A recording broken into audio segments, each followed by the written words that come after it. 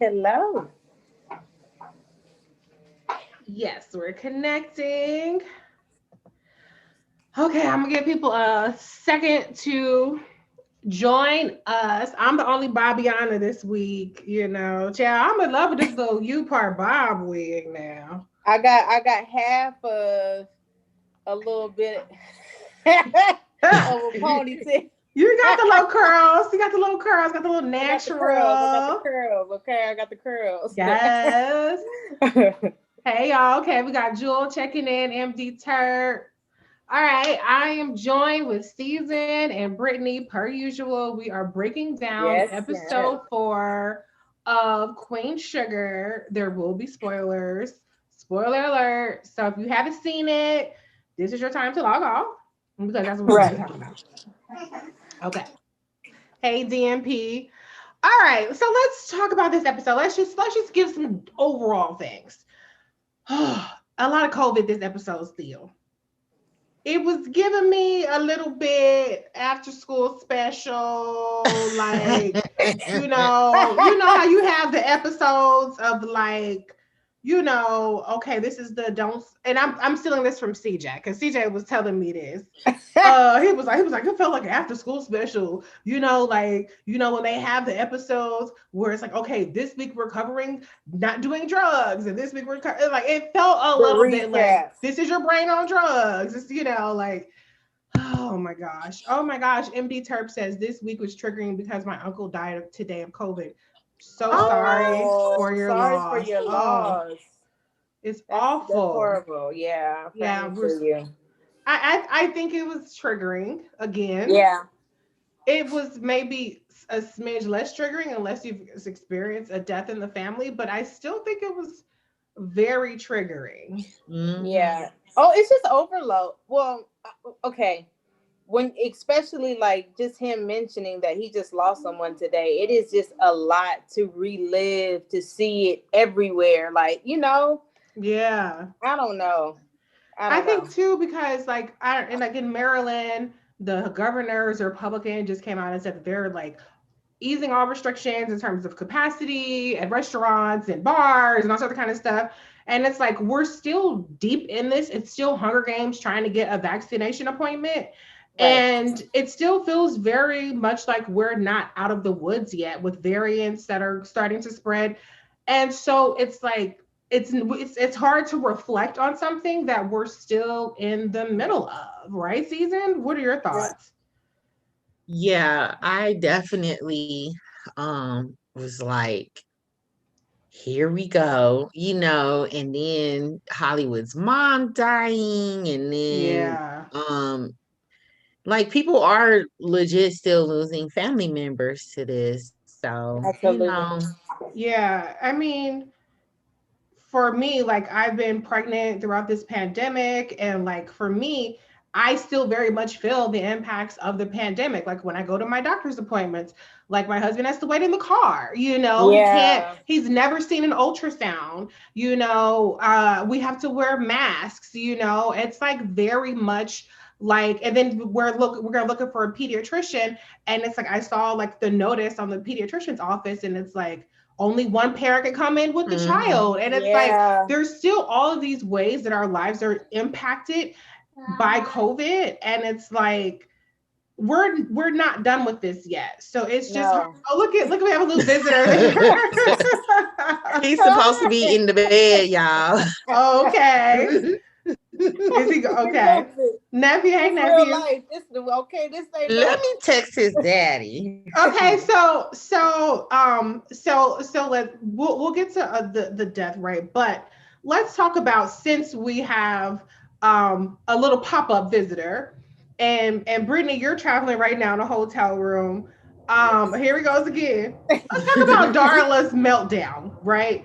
There were some things, now let's be honest. There's some parts of the COVID coverage that is like it is it is I love it. how what parents are dealing with, like when you're trying to do Yes. something, if you're on a work call, if you're trying to Oh do yeah. a Zoom and your kid is popping up. So Yeah. Season, well, I'll let you try to get David settled for a second. But Brittany, how did that scene like resonate with you? Was it like heavy-handed, or was it like, oh my God, I could totally relate? Like, how do you think they handled the Darla Honestly, school? I think it really depends. It can be overwhelming when you want to do certain things and you know that you have to find that like balance, but also, it's life for a mom, period. I think the new virtual shift did Mm-hmm. add that pressure. So I understand her breakdown, for people who have been fairly like not let me not use this because I don't want nobody in my inbox, having to get cussed out. But but most people have had that assistance for teachers to carry a lot of that weight load where they can Yeah. focus. So I can't imagine, like I have friends who have like intense shifts where they work for the systems and their whole lives just shifted, right? And with Mm-hmm. season, like I know it would be crazy to have to worry about the care of another plus your child, if you were trying to do that stuff. Like it's just a lot mentally. Yeah. So a lot of my friends who work in social work and they're working from home because some of those things have changed. It is overwhelming because you're here with your kid and you see them struggling with the adjustments, Right. or at least he wasn't struggling, but there are some who are like disconnected, don't know what to do, miss their friends. So it's a lot of emotional triggers for you to balance those things, for them to have healthy social lives and just give them their space to relearn something that we've never been through ourselves. Right, Mhm. right. Yeah. In the comments, leave if you have kids, how have you been impacted with it? Did that Darla scene for you feel relatable, or did it feel like triggering? I'm just curious. Season, you've had a situation, if you want to talk about it, where you're obviously, your son does not go to daycare full time, but you recently had an issue with childcare. Can you talk a little bit just about that aspect of like, even when you do have a plan and you do have your child at least partially in school or partially in childcare, how that can even be pulled from what's under you? Right. So, last my son, he's 2. He's been back in daycare since last May. Mm-hmm. Me and my husband were both looking at being called back into the office, Mm-hmm. and we had no choice at the time. He does only go part-time, so he's only there a few days a week as I only work part-time. But literally last week, probably maybe Tuesday, he we got an email from his daycare saying that a staff member and a child tested positive for COVID. And I did verify that he was not in the same class as this child, our staff member. But I guess enough parents kicked up enough dust to where they decided to just close the entire daycare down for a week. So Yeah. it just so happened that I took this week off of work. So but I would have had to do it anyway Yeah. Yeah. because he was out of school. He's been out of school. He's gonna be out of school all week. And this is the first. I thought I was lucky, like when people would come to me for advice, like, oh, should I send my baby back to school? Duh, duh, duh. And I'm like, well, my kid's been back in school since May, and I felt guilty about sending him back. But at Mm-hmm. the same time, I was also like stressed out about, Yeah. am I exposing him to enough educational things? Right. um is he getting enough socialization at home with me and my spouse, like, and he was only 1 at the damn time, and I was still worried, like, should I Yeah. be doing flashcards, should I be? Yeah. But then you had in moments where you really just need them to watch TV and mind their business. So Woo. Yeah. And I on a think that's what town Darla like, was really touching on. And I think that was relatable. I mean, yeah, triggering, but I think it was more relatable than anything because that's oh something yeah. that everybody has had, is like you know, you have to entertain the kids, you have to educate the kids, you have to do all these things, and you never get a break. And, you know, at the same time, she's unemployed, she's trying to find new employment, plus maintain her mental health, because keep in mind, she talked about missing her meetings, you know, for her Yes. addiction. And so, you know, there are things that a lot of people have had to put to the side.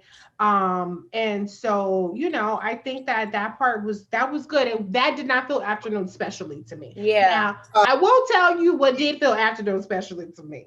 And I think that Blue is so smart, and I just love how smart he is on the show. But the whole temperature thing, it was way on the nose. It was way heavy handed. Like, I was like, "Ooh, he's kind of annoying." I would be very irritated. Like, I know he just be running poor circles around that poor Darla, honey.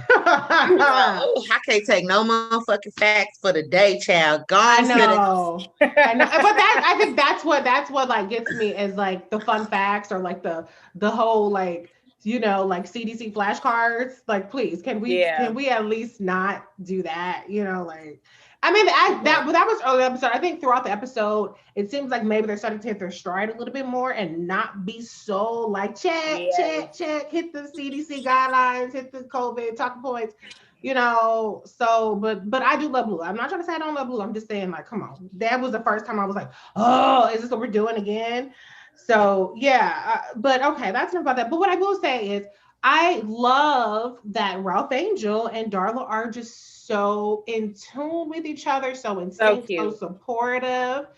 I just think that it's just very refreshing because both of them have had their struggles throughout the show. Yeah. And Ralph Angel is really taking it in stride with this whole job. What did you guys think about the whole plot that came up this week with Reggie and his wife? Brittany, I'll start with you. What were your thoughts on that?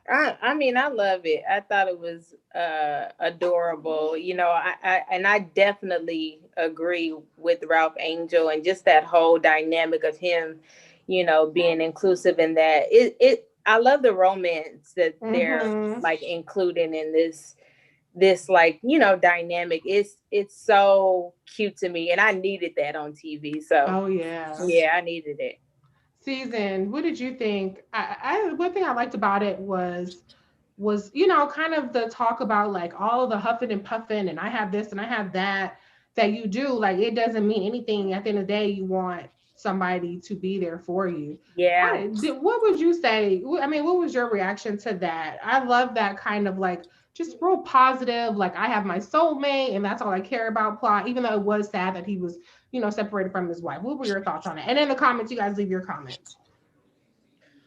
You know, I think that especially like our generation where we're kind of redefining what marriage and love and healthy relationships are, Mm-hmm. it we still kind of look for that older couple to just be a role model and be like we trying to get to where y'all at, you know what I'm saying? Yeah. So and we don't have a lot of that, you know. So Yeah. Yeah. it's nice to see that and on TV, and it really do make you. I know I've had several conversations with Andrew, my husband, over the quarantine where we're like, I wouldn't want to do this with nobody else but you, Oh yeah. Yeah. soulmate, you know, all that cute shit.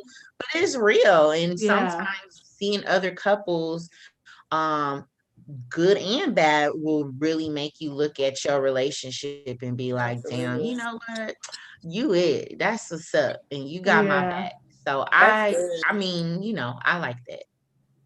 Not But Yeah. everybody I made did it think he out of was this gonna get quarantine. fired. Like have definitely broken up, child. So if you still holding on, look, okay, if you still holding on after this, a year in, can't see nobody, can't do nothing, can't, you know, concerts, we don't got no kind of little distractions of music. We two stepping in the house, like, come on.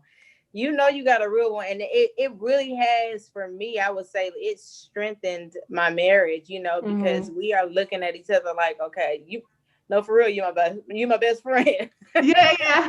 That's my best friend. For real. Yeah, I second both of you or third you ladies because I'm the same. I mean, my husband and I have always been like besties and like Yes. soulmates, but there's literally like nobody else I'd rather be. Right. And it's okay that it's just us. Like it's not like, oh my God, like it's good. Yeah. I'm going to some of the comments. K Thab says, I work per diem in a rehab facility and I have put patient near the window to see their loved ones. Oh. I love that Raw really went out of his way and he was nicknamed Goodheart by Reggie Foster. I thought that was really lovely. I think he really captured the essence of what that interrogator / interviewer said last week about like what they're looking for in an employee. Yeah. Like, yes, we know that he's there because, he's trying to make ends meet, but he still is really embracing the humanity aspect of it. And Yes. I just love the visit from the wife. And that actually, out of all of the COVID plots, was something that I hadn't even considered, was like a couple who could be in different wings, quarantining in a nursing home. So I thought that was actually a really, really good thing to bring to the forefront. They don't really talk about, I mean, we know that the nursing homes have been ravaged by the pandemic, but it's not talked about so much in terms of their life. It's talked about in terms of the deaths. And I think that it's important to recognize that these people have lives and they have loved ones and they've been uprooted as well, Absolutely. So I thought all of that was really, really beautiful. And before the last thing to talk about on them is how great is it that they're getting married in the next episode? That's cute to me. I loved it. At first, a part of me was being a little petty, like, yo, you got the easy way out. But I also understand. Like, he's like, let's do it now. Because, time is really like, there is no perfect time. And we get in the mix of that. And then what I've learned is that sometimes you have these huge weddings and like it really don't matter, like at the end of the day it doesn't make your marriage. Like that's a whole separate work, so I was with them on that, especially like just do it, because we definitely was like just do it in our dynamic. Yeah. In the comments, you guys leave your comment. Are you guys team like get her done, like let's get married? Or are you team like wait it out? Because I think that, it's beautiful that people just focus on what matters, which is the union. And you can have the big party later, you can have the ceremony later, but I think that just centering the relationship. I don't know if you guys saw Lil Nas X. He was like, you should be able to get married without the marriage. It's like, that's like have a wedding without the marriage. No, that ain't how that works. But it says the person who ain't married and happily married for sure. But that's not how that works. But I think that it's really important to, like, if you know that you're going to be in a situation for some indefinite future, just go on ahead and do it. Cesar, what do you think? Oh, I mean, y'all, my motto is you better marry them before they change their mind. Hello. So I mean, said she will be wearing that little yellow dress that she made. Hello. No, I thought it was real cute. I know several couples who got married during the pandemic. Oh, nice. Yes. Yeah, one couple had I know their wedding was finna be bomb. I mean, and they ended up having to do something at the mom house with 4 people, so I definitely think that, I definitely think if this is who you want to be with, don't drag it out, don't, we need to take a year to do this, we need to do. No, I plan my wedding in 3 weeks. Okay. That's right. So it's possible you can do it. And like Reese said, you can have a big party later. But if anything, this pandemic will teach you anything. This time last year, we was partying. We was just now starting to think about, well, This time last year, my job just started talking about the pandemic, and next thing you know, I'm sent home with a laptop. So Right, Right. right, right. Yeah. do it. If this it, just do it. Yeah, Yeah. the comments are universal. Everybody is team. Just do it. K Fab says Hub and I had a small wedding, then a big ass reception. We'll be married 32 years in Wow. May. That's That's incredible. beautiful. Yes, yes. DMP says my cousin got married on the beach with a small amount of people. That's you can have a little small outdoor Cute. wedding. You can still be, it can still be done It very can be nicely. cute.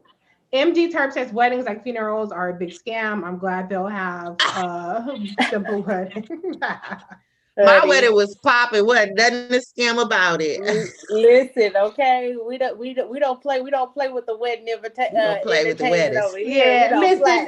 it's not, It's an experience. there's no shade about the weddings, okay? Weddings are still fabulous, but in the pandemic, if you Oh want to get yeah. married, just go ahead and get married. That's all I'm saying. So Yeah. okay, Yeah. let's move on from Ralph Angel, Darla, and Blue, and let's talk about Nova. Nova. Oh Okay, boy. so Nova and Calvin, and listen, I'm trying so hard to get into it, and I'm struggling, and it has nothing to do with the fact that Calvin is a white ex-cop.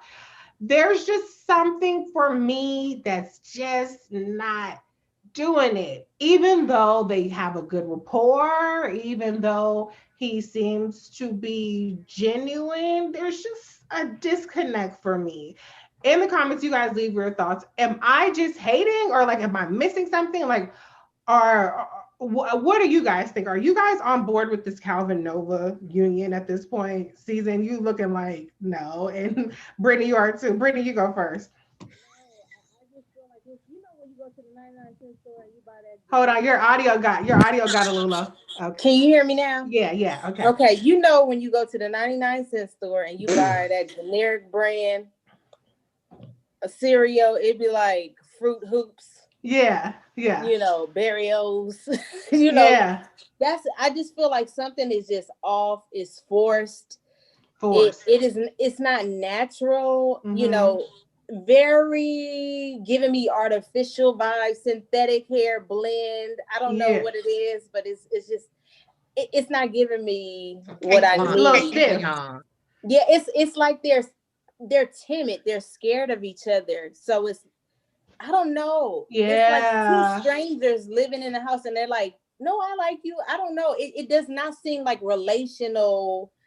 A nice, and see, this is the thing, like I think they may have lost their steam because now they're together. You know how you Yeah. I don't know, it's like we're roommates, and I know they have a little bit of a but I don't like their dynamic, and I can't really put my finger on it, but I feel like it's You know what I think it is?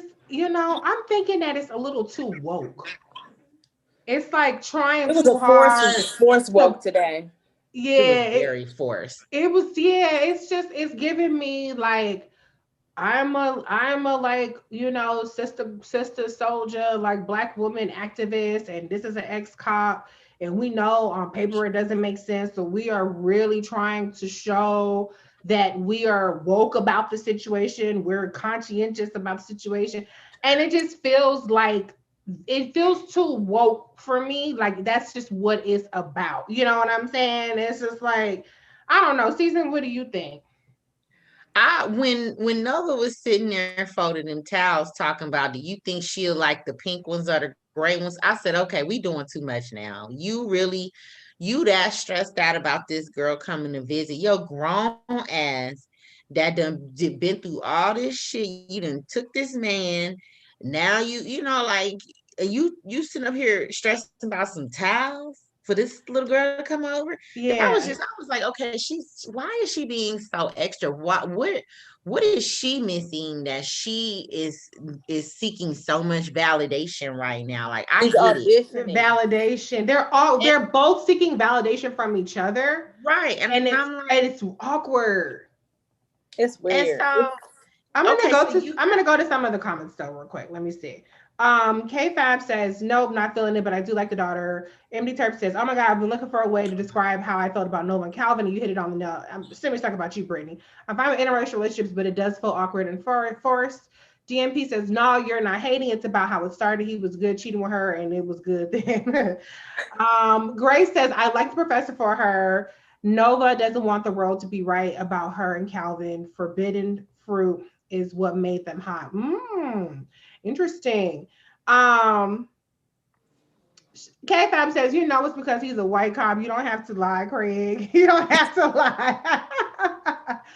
Listen, I would be honest and say that if I have the problem with it, it's the problem that I have with it is like, it's too, and I even hate to use the word woke because woke is just being like colonized and like ran into the ground like twerk or or what do they call it? Bling bling. You know how white people run bling bling.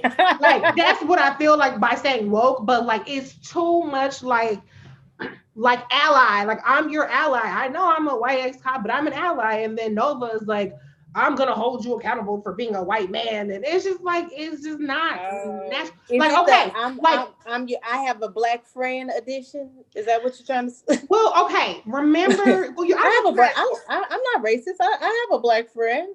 Well, you know what? Okay, like so, Charlie had an interracial relationship last season with the nurse, and it wasn't like forced. That's my whole point. Even though Charlie got her ass handed to her for that whole immigration situation, right? The whole you know, farming situation, it wasn't so in your face and forced. Like they were trying to prove to each other that they were culturally conscientious. You know what I'm saying? And so that's an example to me of an interracial relationship that did not seem overly forced. Nova and Calvin just seemed forced to me. But okay, I won't belabor the point. Let's talk about the fact that Calvin's daughter came to visit. Now, Nova was like, it didn't go well with your family. Your family racist as shit. I don't know how I feel about this. And he's like, oh, this is my chance. She's nothing like them. Okay, Calvin. But it turns out that the girl, Courtney, is, you know, I guess, hashtag BLM in her bio. She, her, hers, and her pronouns. She got all the checklists of being an ally. I'm just trying to figure out, I mean, I'm just like, I'm not side-eyeing her because they haven't given us any reason to side-eye her. But again, it just feels a little forced to me. I don't know. What do you think, Brittany? I'm gonna agree with you for sure. I felt like it was a woke checklist. You know, she on fire. All of a sudden, she come in the door on fire, like you know. So, you know, I mean, I appreciate her being sweeter, you know, to her because I couldn't imagine having somebody, you know, in the house and being a total like jerk. But you know, I don't know if I felt like it was natural or like at all. It was just, I don't know.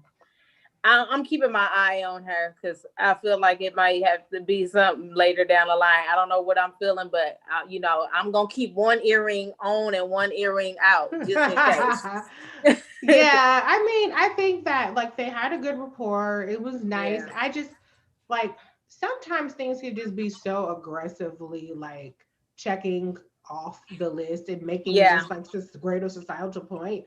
When it would have been nice to just have been like take some of that out, like because every scene with them is about race. Maybe that's what's bothering me. Every single scene with Calvin and Nova is about race.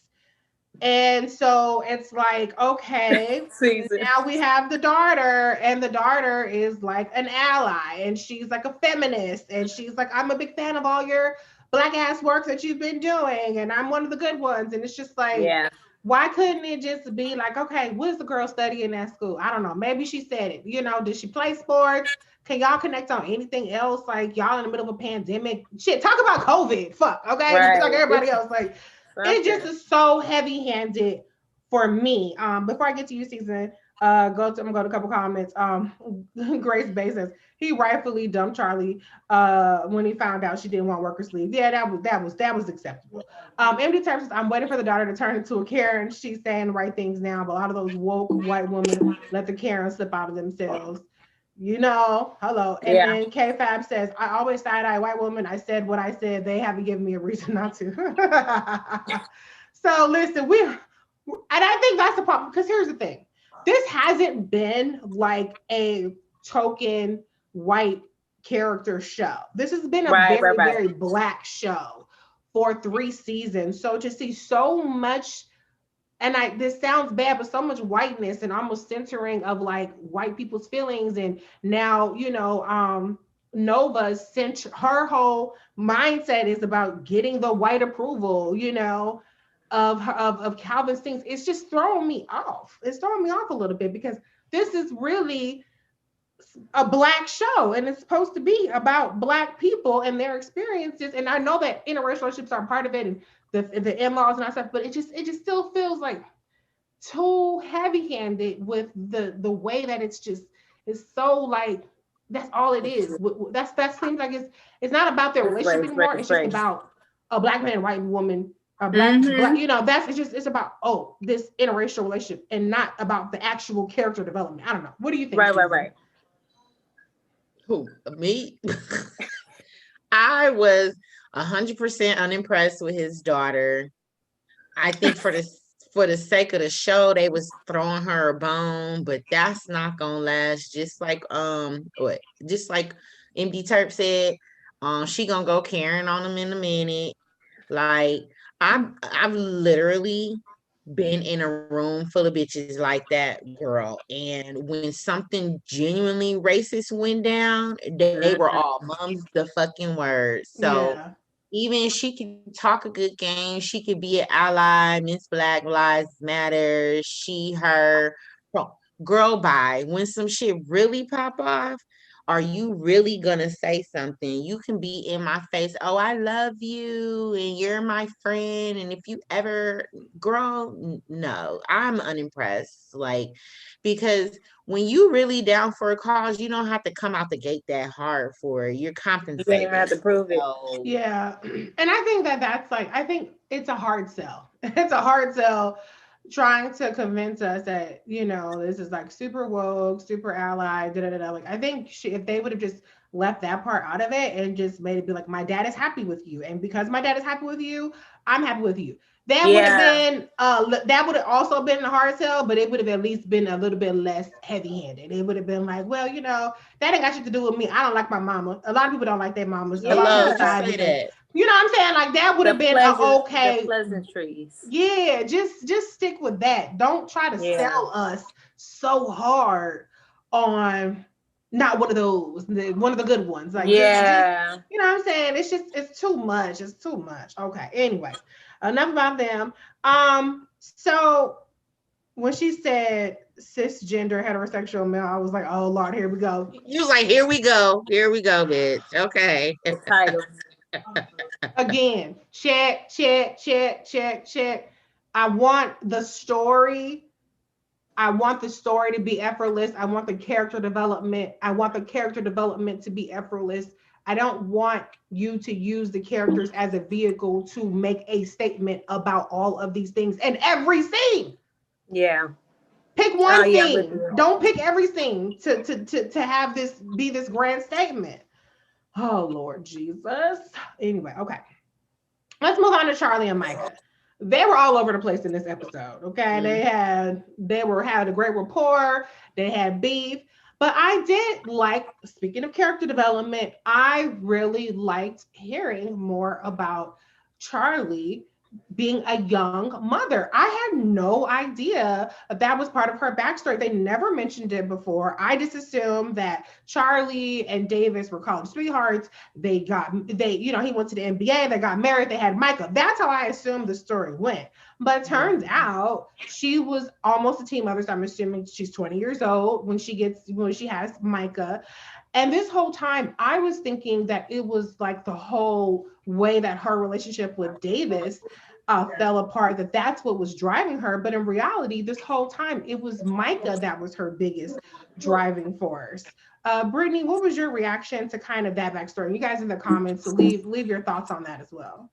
I loved it because I think a lot of times, especially women in those power dynamics, they get looked at as perfect. So, just to kind of hear some of her backstory and see her connect with her son on that, like, intimate level, them reflecting, he obviously wants to know more about who he is as a man. And I think kind of like giving that insight of your backstory, I know that was important for me, growing up, to see like, well, what happened. You want to hear about those different the struggles and all of that stuff. Right. And I just think that it bridges the gap, where you're not looking at your parents like perfect, or I can't talk to them, because it's just, nobody has a perfect, life. So I think that is going to help their relationship. Yeah. And I love to hear that backstory too, because so many of us have dealt with those dynamics, that she didn't have it all easy. She had some, ups and downs, but she still stayed focused and got back on track. It's never too late, Yeah. And Yeah. those are the things that you need to hear. And she had something to prove. Yeah. Even as, like I said, I've always assumed she had something to prove as an ex-NBA, Yes. but she had something to Yes. prove even as a college student who was pregnant. Yes. And I think when you put it also in the context of her siblings, where she was kind of considered the privileged one, and her mama was the homewrecker, even though that wasn't really necessarily the case. There's a lot that she has been misunderstood by, and they've always looked at her as like the golden child, but she was the one who had a baby at the younger age, and she had to deal with that, and then her and Davis had broken up for a time. That was the revelation. Season, what were your thoughts on all that? I really liked that scene. I mean, I liked all the scenes between them this episode, but that in particular, I think, you really don't start to understand your parents until you're an adult. And when you become a parent on your own, I remember there being a point in time where I was like, damn, my mama at my age, she had 3 kids and was doing it on her own. Like, how the fuck she do that? So it's like, and I think especially like with young men, I feel like they can't relate to what it's like to be a woman at all, and have to be that one hand holding it down. Like you said, some people might look at her as just like the wife of a basketball player. Michael might thought like, oh, well, dad been holding it down since I was born. He was the star. He was the rich one. Bloop, bloop, bloop. Right. No, baby, it was your mama. Okay. Come on here. Doing, so it hopefully I obviously scenes like that would indicate like there's gonna be some growth in their relationship. But I liked it. Yeah, I think that really that gave Micah a newfound respect, even though as he was learning this, they still had some bumps in the road. I'm gonna go to some of the comments. Let's see. I'm gonna save this one. K-Fab says something. I'm gonna save that in for a second. But she said Charlie's backstory was very interesting. I loved her segment. In terms of the dynamic with Charlie and Micah this episode, I also think it was her way of acknowledging his adulthood in terms of sharing that in a way that she wouldn't have before. But I think Micah also struck up the conversation, right? I think Micah actually it seemed to me like he took a newfound interest in his mother's experience. Yes. And I feel like he kind of facilitated part, or kind of spurred part of that conversation, and that she may not have necessarily have shared if he hadn't asked her, because she's just been in like grind parent mode, his whole life. But K-Fab says, all tea, all shade, Charlie needs a boo, someone to blow her back out. She's so tight. I've been saying, girl, give Charlie a break, because she always getting screwed over in these little relationships. Oh my goodness. If Micah Poor, can get a poor boo in Charlie. the middle of a pandemic, then why the hell can't Charlie? Speaking of Come on, boo, come on. I'm gonna go with K-Fab's comment that I skipped for a second. She said, maybe Courtney will start messing with Micah. That will be a kick. Yeah. Oh, If he's gonna date Amber, then I guess why not date a Courtney, huh? Why not date an ally? I don't, could be that. Who's to say? Well, let's see, cause he like a little fire and desires, and I don't know. all right. Y'all gonna need to stop watching this show. I'm sick of this shit. I can't do another interracial relationship right now on this show. You're at your quota. I It's get one enough of quota. Nova. Yeah, I got my threshold. I thought that scene was funny. She's like, are you dating a white girl? Amber, are you dating a white girl? Because I mean, it is like, okay, let's just be honest.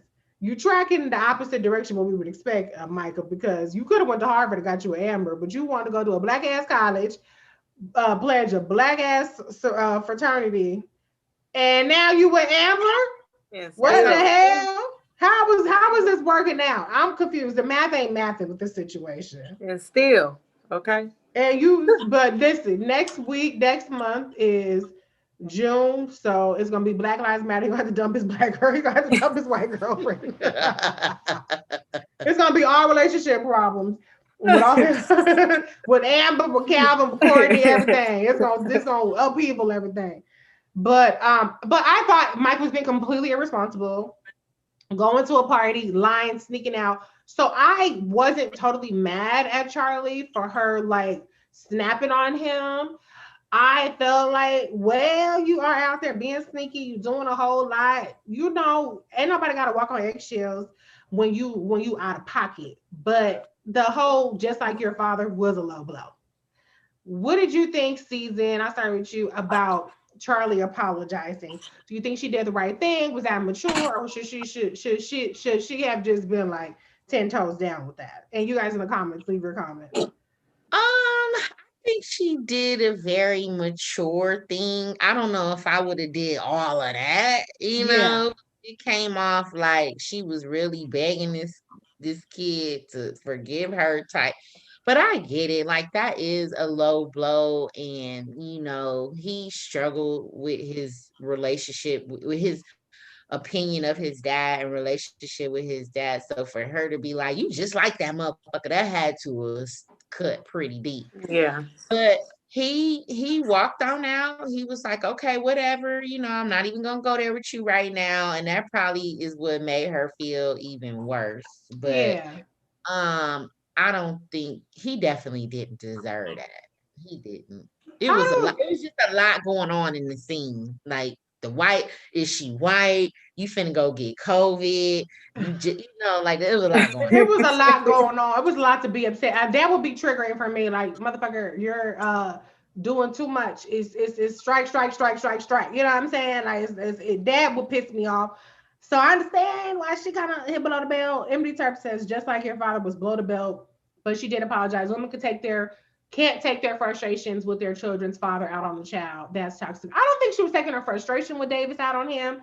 I think she was saying like, Davis didn't give a fuck. He was out there dotting the bobbing, doing all kind of crazy shit, knowing that he had responsibilities at home.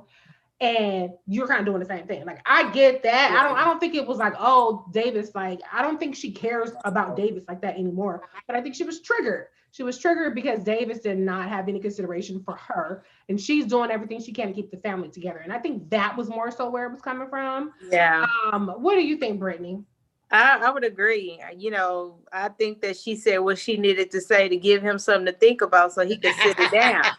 Like, sometimes you got to disarm them. You got to make them get in that memory bag real quick. So, it was selfish for him to be trying to sneak to a party and, all of that stuff. And she's like, what you doing? And then here comes attack number 2. And Amber, what? Who is this rebound girl? Because I still, I just envision me asking all the questions as my son gets older. And I'm just like, I feel her.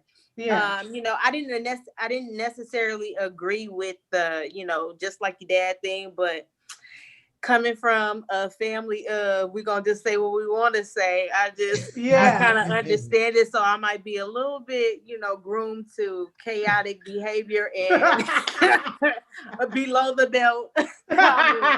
You're like, So it I'm not felt like above. home. I'm not above a low blow. Exactly. Yeah. That's keeping it real. And that's what I'm saying. Listen, I agree with you. Castle Yeah. Girl says, I was mad at Micah. Charlie was wrong. I would have set up a little tent in the backyard. Yeah, now you're not just going to watch your ass back in the house if you ain't been quiet. Right. K-Fab says, that's why I think Charlie was a wild girl. That's how she hooked Davis. I think Charlie was a goody two shoes who just slipped up. I think that's really what it was. Yeah. And I believe that about her character. Let's see. He left school. Grace says he left school. He left his last school under murky circumstances with the white girl. I understood Charlie. That's what we talked about last week or one of these weeks about how it was a white girl that kind of got him expelled and it wasn't even his dick. He was not guilty. So right. I understand the So she like, don't go back down that road. Right. Okay. But and DMP says, honestly, I've said that to my son before. I apologize later. I think that Charlie did the right and mature thing to apologize. I think that Micah owed her an apology. And I think that's a common thread with the show. Charlie never gets an apology, or it's always like super half-assed.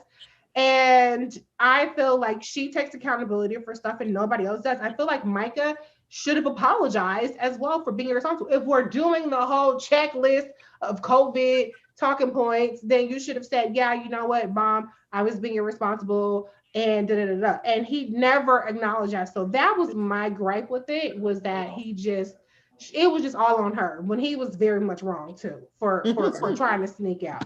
But okay, because it's Charlie, he gets away with it. But I will say this, every week they having I'm learning that you're an adult now conversation. When are y'all gonna get the fucking picture, Charlie? Come on.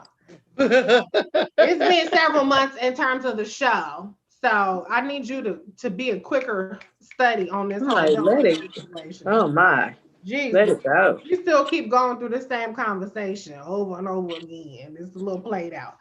Okay, last topic. Let's talk about Prosper for a second. He's like, leave me the fuck alone. You can drop some shit off. I don't know where you've been. I don't know where you're going. You ain't coming in the house. But Vibe was able to sweet talk Prosper into coming to stay with her. And I thought that was really nice because they really made it very on the nose a point to talk about isolation and Prosper, talking about that several people he knows have died in the past 2 months of COVID. And so I do think that maybe that pushy extra effort that they made was a good thing. Brittany, what do you think? I think so. A lot of times we don't really take inventory on how we need people. We think we're protecting ourselves, but we don't really think about the cost it is to be so isolated and to be, it can really start to change you as a person to be away from everything and everybody for long periods. So I was glad that he had somebody to give that extra push to say, look, this is what we're going to do. I'm going to make sure you're safe because you need that. You need that. So I was glad that he was open. One of the things that VP Harris, previously Senator Harris, was really, really adamant about during this time, I remember last year, was like, check on your single friends, pick up the phone and call, don't just text, and this, that, and the other. And I think that's a really important message, to check in on people. Maybe you can't go visit them, maybe they can't come visit you, but like still check in and really try to be invested in their well-being. K-Fab says, poor Prosper is scared. Bless him. Prosper is scared. I'm happy that he decided to get out. I was afraid to go out at the height of COVID. Yeah, I mean, even like going outside, in his property, he was afraid. And I remember during that time too, it was just so much hysteria and just so much like ridiculousness around it. Like, oh, I got COVID from going to check my mail. And it was just like, there was probably more to it than that. You know what I'm saying? Like, I think there was really a lot of like, if you leave your house, you're going to get COVID. And so I understand, especially as Prosper, we've seen that he's watched the news a lot, why he was so hesitant. But he went to, go buy company and buy him company. I thought it was a win-win situation. Season, let's talk about Hollywood and his mom. That was sad. Mm-hmm. We kind of knew that she was going to die because they clearly wanted to kill off somebody. But I thought that it was just really, I mean, they covered a lot of bases with the whole ventilator thing, taking off the ventilator and then just not being able to visit at the hospital and this, that, and the other. But I did think that it was sweet that, like, when he got back home, he read the postcard that he sent his mom. What was your overall thoughts about just what happened with his mom? And I love the fact that he had a good relationship with her, that he communicated with her all throughout their whole life in a way that let her know how much she was loved and how much she was thought about. What do you have to say about that? I mean, we had like 2 episodes to prepare for it. So, because I kind of knew as soon as she coughed on that FaceTime, I said, okay, well, this it right here. Yeah. But I do think it was, it is sad, like, oh, he couldn't come visit her and he had to rely on updates, and he just kind of had to like use his imagination to know what his mom was doing and feeling and going through. And I think that one of the hardest things about grief is knowing if the person who passed knew how you felt about them, or felt loved, or did you do enough. And for him to get that closure or that answer, like, you know what, when Vice speech to him really was nice as well. So it's like, hopefully, we be talking about these people like they real characters, but real people. But hopefully, it's just like I said, hopefully, he knows, like, he loved his mama, and I'm sure she knew that when she, I know she was thinking about that too when she passed. So. Yeah, absolutely. Absolutely. K5 says it was sad. I think Hollywood will be overprotective of Vi, especially with her lupus. That's true. Oh yeah. But I think, and just to close it out, because I think we've hit every note. I think that overall, I'm setting aside the COVID stuff because it's just too much. But I think overall, the takeaway from this episode is, like, give people their flowers while they're here, like, embrace the love. Love is what matters. Companionship is what matters. Relationships is what matters, and really cherish and value that, because when you strip away everything else, that's what can get you through all of this. Absolutely. And when everything is stripped away and you're on your last breath, were you loved is the number one thing that people can take with them. You know what I'm saying? Your loved ones can say, I love this person, and I showed them that. And with you, even in your isolation, you have that love with you. And so I think that, if nothing else, what I loved about this episode was really that emphasis on just how we love each other and how we show each other that, and cherish that, really. Absolutely. So, yeah, but next week, thankfully, it's going to be on a happier note. You guys probably didn't see the previews, but next week, it looks to me to be all about Ralph Angel and Darla's wedding.